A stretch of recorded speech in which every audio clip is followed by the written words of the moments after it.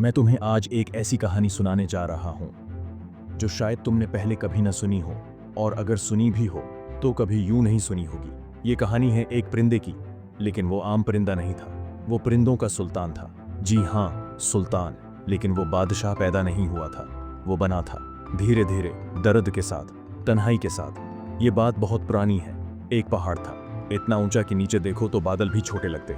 उसी पहाड़ की नोक पर एक घोंसला था, न दरखत न साया, सिर्फ चट्टान और आसमान। वहां एक माँ उकाब ने अंडा दिया था, और कुछ दिन बाद एक बच्चा निकला। वो बच्चा जब आंख खोलता तो सिर्फ आसमान देखता, जब कान खोलता तो सिर्फ हवाओं की चीख सुनता। न साथ खेलने वाला कोई, न सहारा देने वाला, बस माँ कभी कभार चोंच में खुराक लाती और फिर उड़ जाती। लेकिन वो बच्चा खामोश नहीं था। उसकी आंखों में चमक थी, ऐसी चमक जैसे वो जानता हो कि मुझे सिर्फ जिंदा नहीं रहना, मुझे सुल्तान बनना है। एक दिन माँ वापस आई और बच्चे को घोंसले के किनारे लाकर खड़ा किया। कहा, बेटा, अब उड़ने का वक्त है। बच्चे ने कहा, माँ, अगर मैं गिर गया तो? माँ मुस्कुराई, अगर गिर गया तो फिर उठना सीखना होगा। माँ ने उसे धिक्का दिया और वो नीचे गिरने लगा। और भाई, इस लम्हे पे खामोशी छा गई थी, जैसे पूरी कायनात देख रही हो। वो बच्चा गिरता गया और जैसे जमीन करीब आई, अचानक उसके पर फड़फड़ाए और वो रुक गया।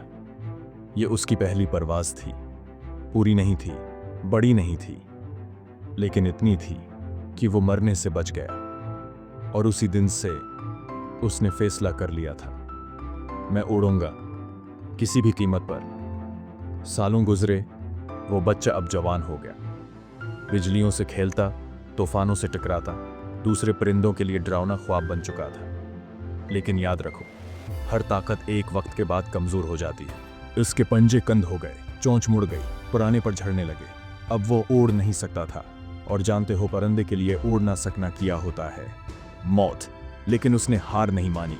वो एक सुनसान चट्टान पर गया, खुद को तन्हा कर लिया, और फिर वो किया जो आम परिंदे सूझ भी नहीं सकते।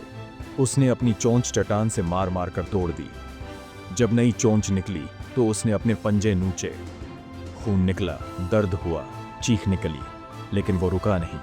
फिर उसने अपने पर खुद खींचे, एक एक पर, जैसे हर पर में उसके माजी की थकन थी, कमजोरी थी, बोझ था।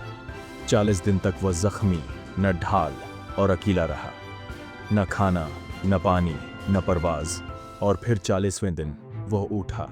लेकिन ये वो उकाब नहीं था जो गिरने से डरता था। ये वो उकाब था जिसने खुद को मारा, सिर्फ इसलिए कि वो दोबारा जी सके। और जब वो उड़ाना तो आसमान हिल गया। लोग कहते हैं उकाब सुल्तान होता है, लेकिन मैं कहता हूं, उकाब बनने के लिए एक बार मरना पड़ता है। सुनो, अगर तुम भी चाहते हो कि तुम्हारी जिंदगी में बुलंदी हो, इज्जत हो, ताकत हो, तो खुद को पुराना छोड़ना सीखो। वो ख्वाब जो पूरे ना हो सके, छोड़ दो। वो लोग जो तुम्हें रोकते हैं, पीछे छोड़ दो। वो कमजोरियां, वो पुराने जख्म, वो अंदर का डर, सब तोड़ दो। क्योंकि जब तक तुम खुद को तोड़ोगे नहीं, तब तक तुम खुद को नया बना भी नहीं सकते। और जो खुद को बनाना जानता है ना, वही असल में सुल्तान होता है। लेकिन सुनो, ये कहानी अभी खत्म नहीं हुई। असल कहानी तो वहां से शुरू होती है, जब उकाब दोबारा आसमान पर आता है। अब वो पहले वाला उकाब नहीं रहा था। अब उसकी हर परवाज में खामोशी थी, लेकिन इस खामोशी के पीछे तजर्बा छुपा था। पहले वो सिर्फ उड़ता था, अब वो सूझ के उड़ता था। पहले वो शिकार के पीछे जाता था, अब वो अपने शिकार को ऊपर बुलाता था।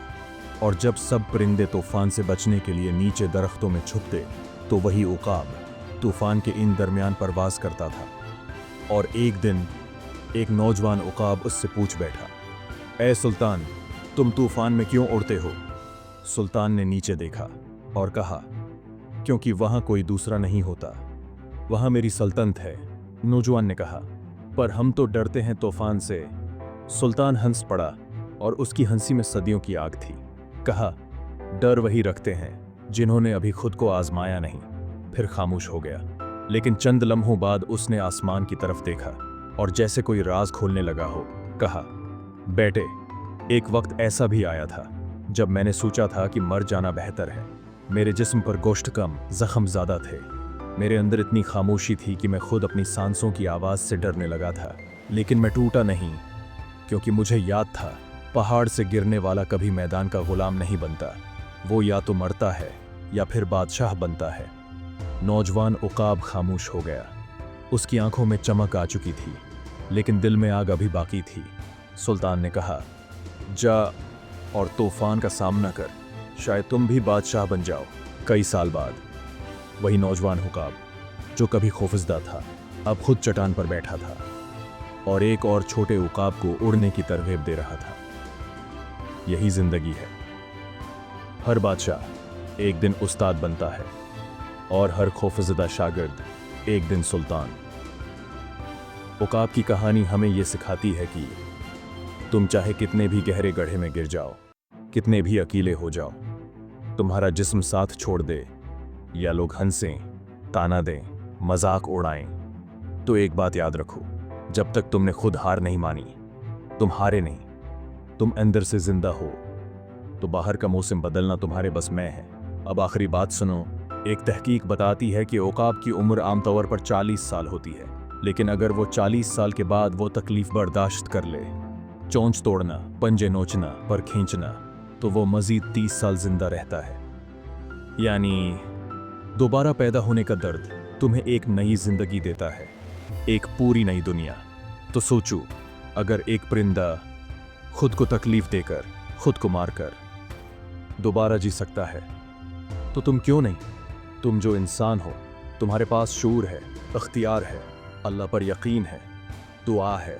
तुम अगर खुद को बदलना चाहो तो तुम्हें कोई नहीं रोक सकता। इसलिए अब फैसला करो, या तो ऐसे ही जिंदगी गुजार लो, खामोश, डरे हुए, दूसरों के साए में, या एक बार खुद को तोड़ो, धड़कन के साथ नहीं, हिम्मत के साथ जियो, और फिर दुनिया को बताओ कि तुम पैदा नहीं हुए थे सुल्तान बनने के लिए, तुमने सुल्तान बनने का हक छीना था।